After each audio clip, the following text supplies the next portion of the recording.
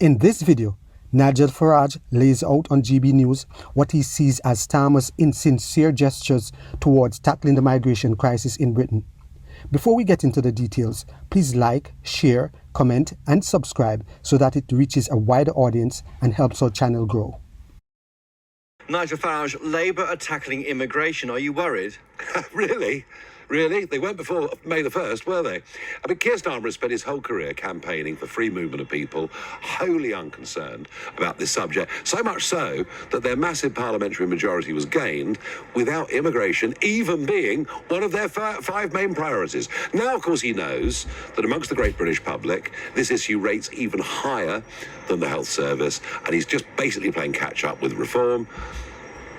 What do you think when you heard Sir Keir Starmer talk about we risk becoming a nation of strangers, these forces tearing us apart? This is language you wouldn't have heard the PM say, I think, before the elections.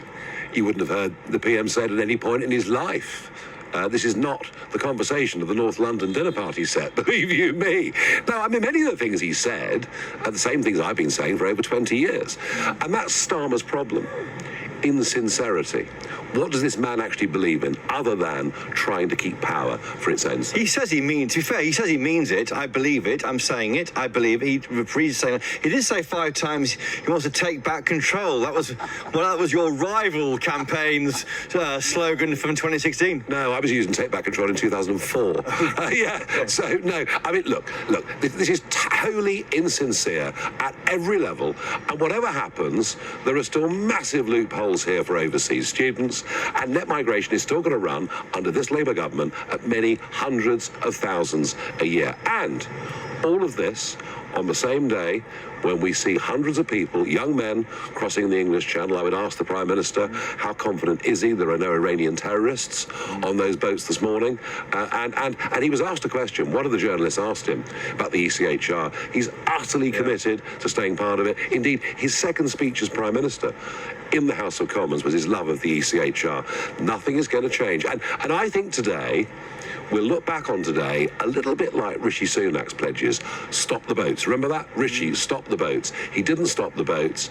It cost the Conservatives very, very dearly in the general elections. Your plan is 1 in, 1 out, isn't it? How will that work? Yeah, well, just by limiting the numbers that can come in, by stopping foreign dependents coming, by making sure that anybody that comes on a work visa leaves at the end of the period of time for that visa. Doing actually what most normal countries do all over the world. Ironic that he's giving this statement today.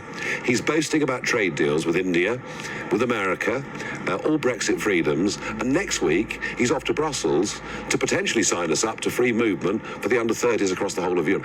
This sums up this Prime Minister. He is literally all over the place. And what I found going around the country, particularly in Labour areas, people said, you know, we don't know who he is. We don't know what he stands for. As a leader, the decisions you make to gain or maintain power must always be sincere. Those decisions should not be because you are feeling pressured by opposing political parties forcing you to act. Whatever you do as a government leader should come from the heart, rooted in truth, not ideological agendas. Always prioritize what truly serves the good of your people. If you have benefited in any way from this video, please subscribe, like, share, and be sure to leave us a comment.